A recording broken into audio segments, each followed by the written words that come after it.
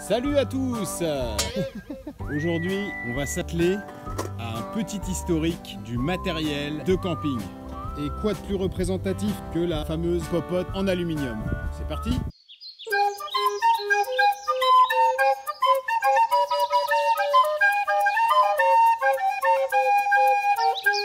J'aime beaucoup cette coutume de faire du camping, d'aller vivre dans la nature, dans les montagnes, dans les bois.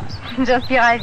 Il faut passer juste par un petit récap de 2-3 choses. C'est qu'au départ, le camping, c'était synonyme de sportif, aventure, pleine nature et nomade. Voilà ce que ça représentait à peu près. Rien que ça. Mais malgré l'esprit d'aventure qui régnait dès cette époque, il y a tout de suite eu le goût du matériel qui a accompagné ceci, parce que de ce matériel dépendait le bon déroulement de cette fameuse aventure, mais aussi du confort, parce qu'on faisait ça aussi pendant ses vacances, et donc on voulait que ce soit une réussite. Donc dès le départ, le camping c'est la culture du matériel marquée par le souci de la légèreté, pour les expéditions notamment. Les premiers campeurs étaient, comme je l'ai dit tout à l'heure, des grands sportifs, avides de bien-être, de nature, d'expédition, d'aventure. Donc il fallait du matériel, des objets compacts, et c'est donc dès le départ qu'on a rencontré des exigences, parfois contradictoires, entre éthique du dépouillement et recherche du confort. Ça s'est évidemment amplifié à partir du moment où il y a eu le camping de masse. C'est donc de ça dont je voulais vous parler, de cette fameuse contradiction qui a poussé les ingénieurs et les inventeurs à tellement de prouesses techniques, mais à aussi tellement d'absurdités. On aspirait tous à une vie matérielle plus réduite, sauf que à force de créer des choses astucieuses et ingénieuses, ça a repoussé à la consommation, et on en est arrivé à un point où on a vu surgir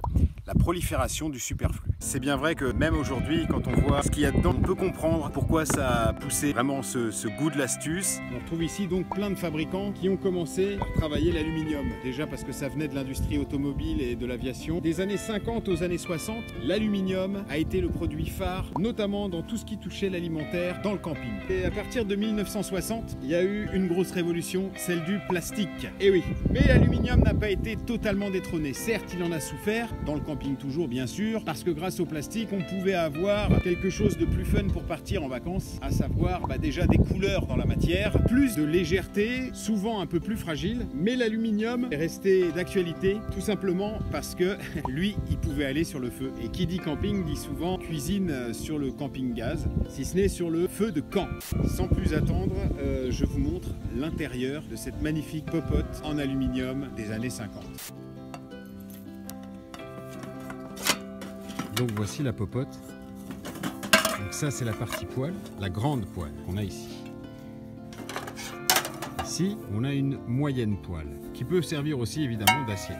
Puis il y a l'assiette à proprement parler. Tout ça évidemment sert aussi de couvercle. Donc nous en avons 1, 2, 3. Ensuite à l'intérieur il y a les 4 poignées, 2 types de poignées. Donc une poignée juste recourbée qui va servir notamment quand on se sert de l'assiette retournée pour faire un couvercle. Donc voilà.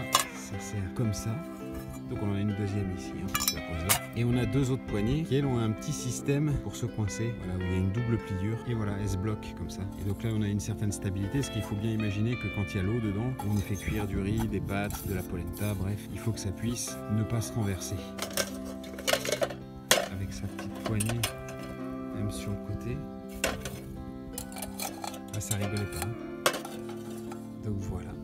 Donc à chaque fois une gamelle, donc là on a une deuxième casserole, l'écumoire, d'accord, si justement on veut faire le riz ou les pâtes, la dernière casserole dans laquelle tout l'ensemble là rentre. Voilà, toutes les casseroles évidemment ont la petite accroche. C'était l'entreprise Rock, marque déposée, Paris.